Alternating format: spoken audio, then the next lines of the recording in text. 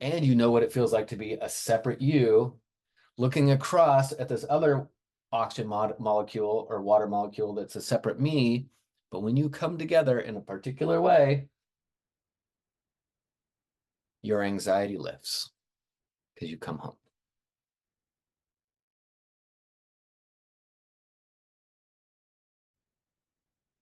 Hey, all. Craig here, Subtle Energy Mechanics. Welcome to my channel, or welcome back if you've been here before. Today, I want to talk to those of you who know or have known somewhere you've gotten glimpses that you're here to do healing work, or you're a doctor, and there's still some kind of traumatic response, limbic shutdown, fight, flight, freeze thing that's going on either in your mind and or your body that's keeping you from doing your work. Yeah. And that being kept from doing your work here can be even a bigger pain than the one that you're struggling with, maybe with your health or your mental state, especially if you've had some significant traumas in the past. And so what I wanted to do is just share some of what I've learned and what I know so far. I'm certainly not at the end of any line of like knowing. I'm not in any kind of state of I know. But I want to share with you what I've learned so far in my decades working in various forms as a healer. But probably got something over 70,000 client sessions now. And I've picked up a couple of things that I've used, and what I realized are the most powerful things were for me personally in my own healing journey that I continue to move along on, but I'm making progress. And what seems to be truisms in with all of us. And so just like I'll save my analogies for later, but I want to show you this one that this one tool that I think I've talked about, but I'm going to use this more in future videos because there's so much in it, and it clears up a lot of confusion, which is huge because if you've had experiences in the past, maybe like a psychedelic awakening where there was energy coming all the way through you and you got to see things, and you had the experience of coming home, of knowing, like the capital K, knowing. And then there was the fear that's like, oh my gosh, this is going to be gone somewhere in the next few hours as soon as this mushroom or MDMA or something wears off. And usually there's some bit of some kernel of info or insight that you can take back. But we're left with the question like, what is it? What did I just see? And then why are we here? So what am I? What is this? And that's the cry for a map. What is this? Where am I? Where are we on the map? So that because you see the good life, you see beyond the veil, you feel it. It's like, this is amazing. How do I get back there? Because I'm sure not living there right now. And then it's almost like a significant whiplash after you come back from seeing, from that knowing experience. You don't just, like in the Matrix, you don't just go back to sleep in the Matrix because you remember what it is and how good it can be, and then that reality is staring you in the face every day and every moment of the day, right? You may be hanging out with people, but now there's this hanging out with people, spending time with people, maybe in public or at a party, but there's always this separation now, this knowing that like, this isn't it, this isn't it.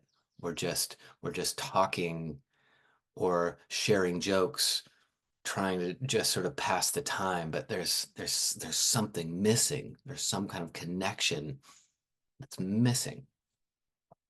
So with that being my preamble, I'm going to show you what, and you may have seen me talk about this before. I'm going to use it again because I keep coming back to this.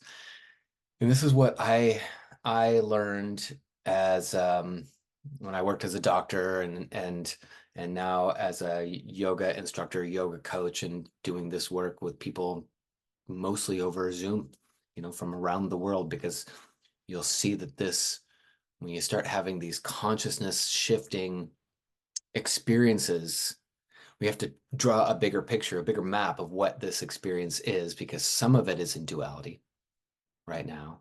Some of it has me over here on a computer and you sitting over there, and realizing that we're separate.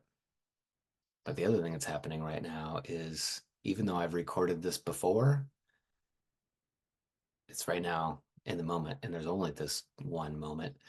And I'm gonna right now in this moment stray from following in kind of a map of what I'm gonna say, and we're just gonna take a pause, and I'm doing something with my attention in consciousness. And you highly sensitive, empathic folks might actually feel exactly what it is that I'm doing. And this thing that I'm doing right now is what ended up being what I saw and continue to see is the key to helping to reproduce that experience, that awakening experience. And we're just doing it here in the moment.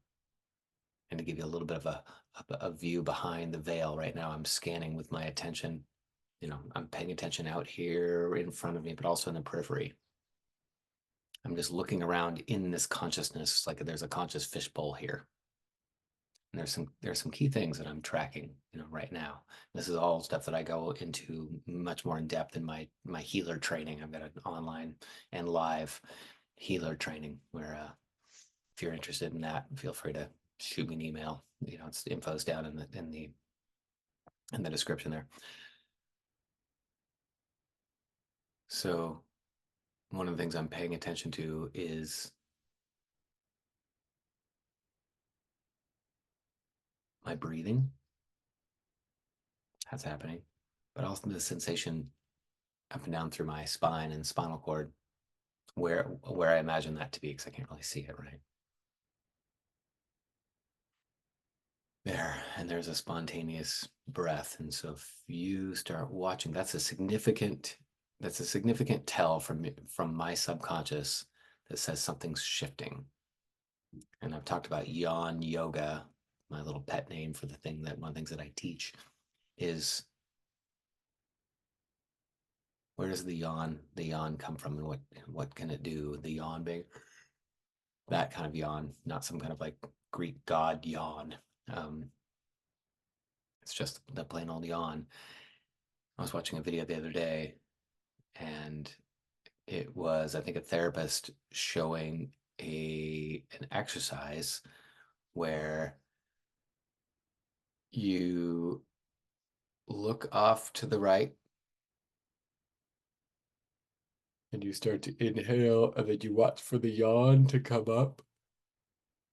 I'm cutting out parts of it, but then and you do that, and you look out to the left.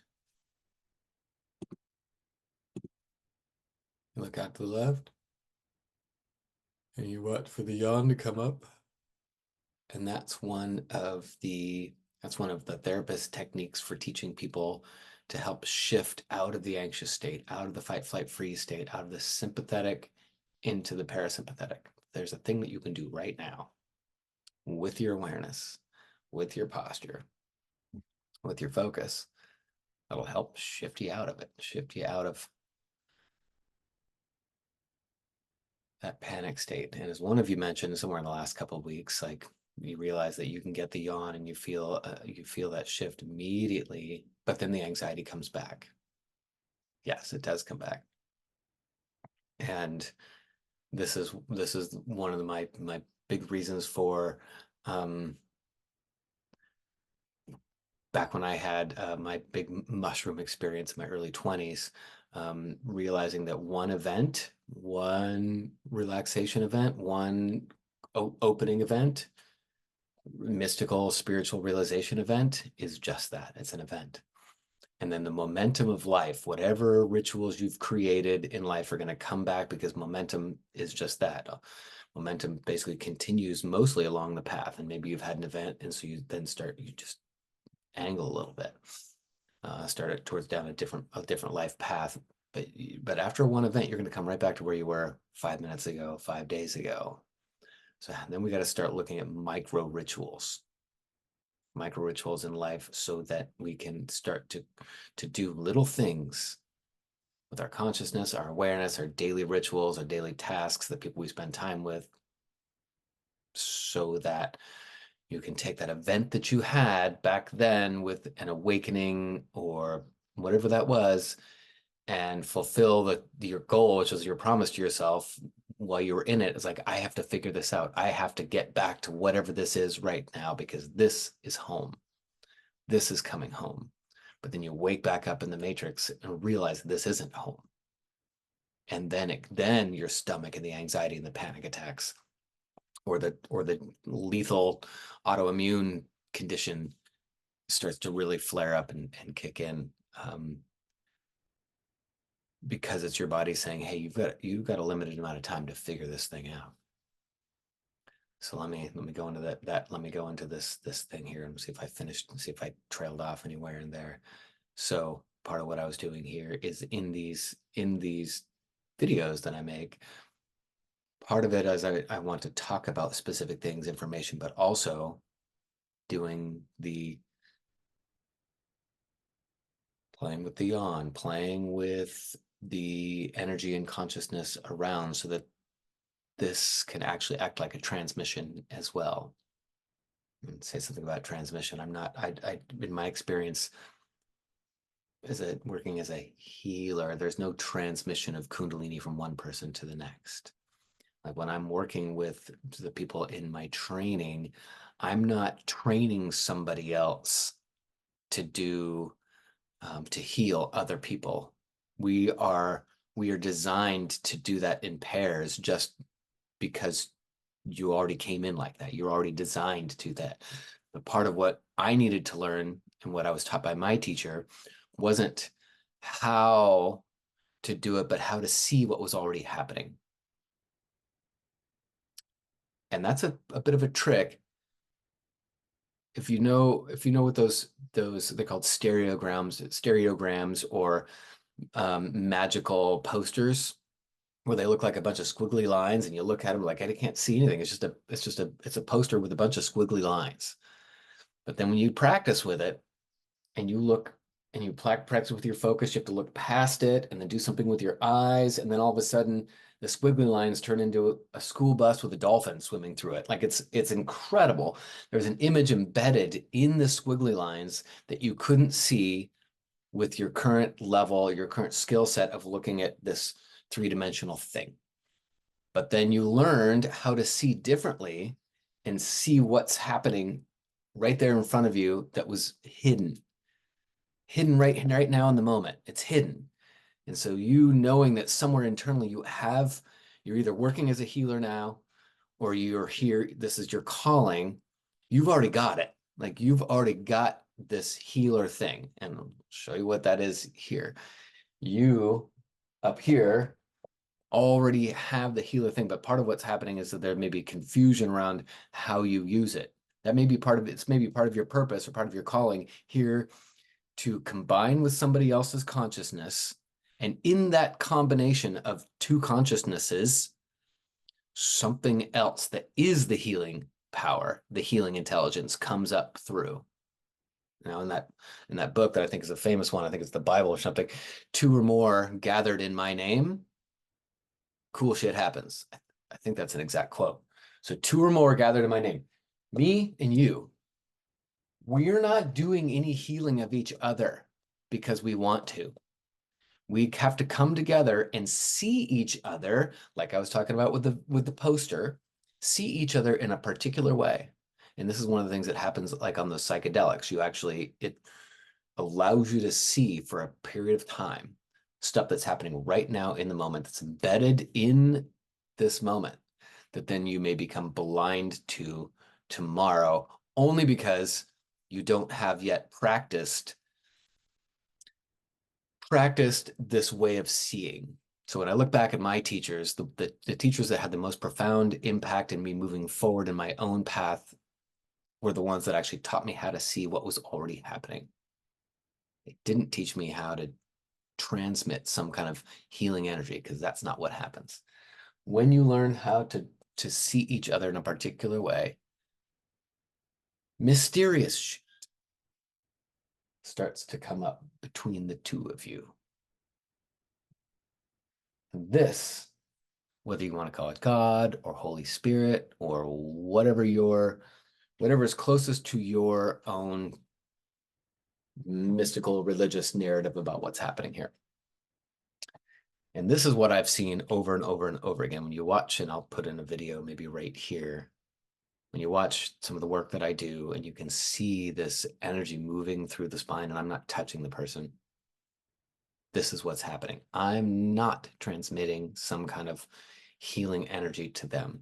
I'm changing how and what I'm seeing. I'm doing right now.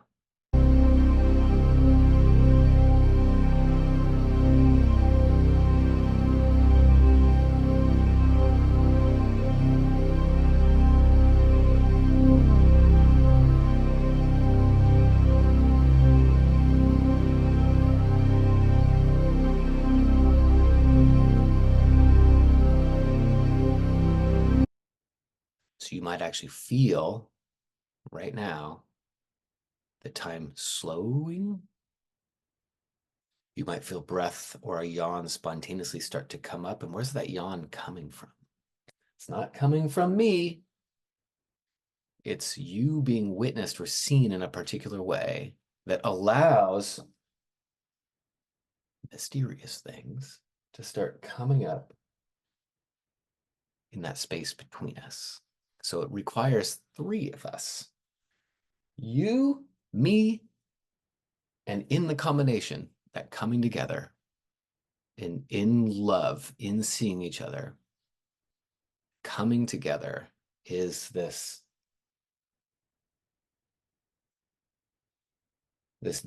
dissolving or this changing of the space between us, which is what you get kind of an intuitive glimpse of whenever you play with those mystical or magical posters. You can look them up on Google. They're called stereograms, and it's a fun thing to practice with because it's awkward at first and it requires practice. And then when you get better at it, you realize it's your nervous system figuring out a new way to perceive, which changes how you relate to space and time and things in front of you. And it starts to break the habits that you've learned so far in life. And those habits are what got you so far in life. But then those habits are now keeping you from getting where it is that you're called to go. This purpose as a healer, as you know, whether you're healing in whatever your job as a barista or a doctor or a contractor, you can see and interact with people and do it in the background. So they don't even know what's happening, but they're going to keep on coming back to you as a contractor. They're going to keep coming back to that coffee that you serve as a barista because they can't put a word to it.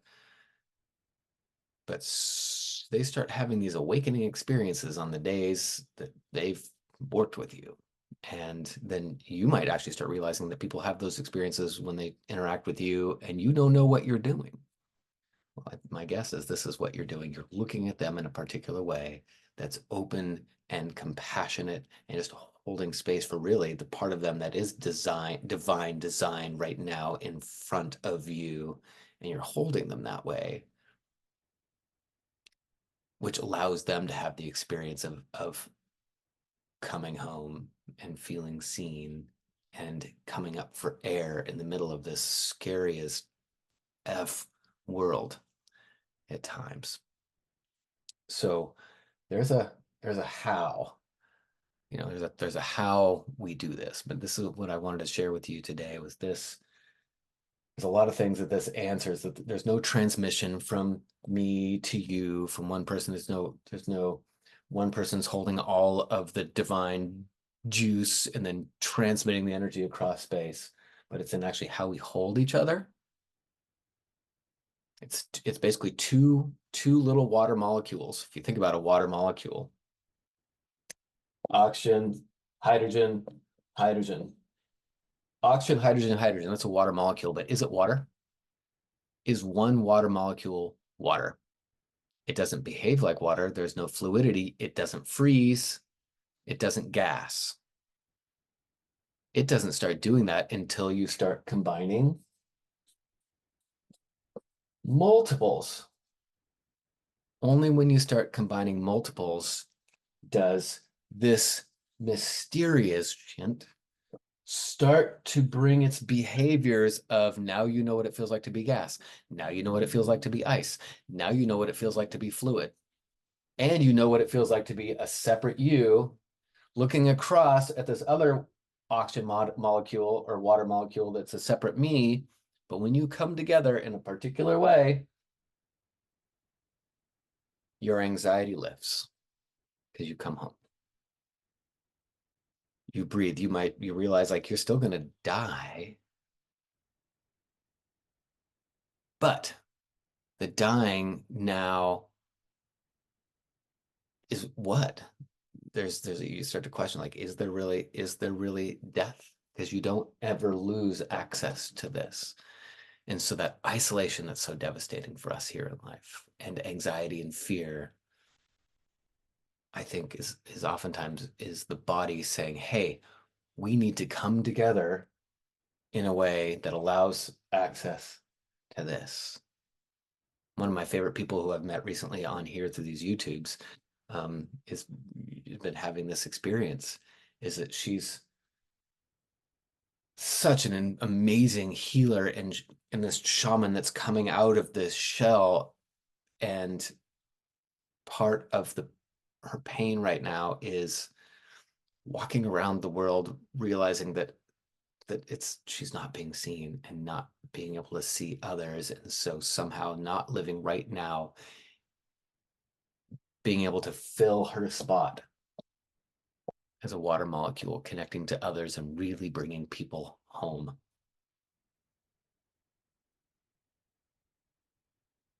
So that's all I have for today. Thanks, y'all.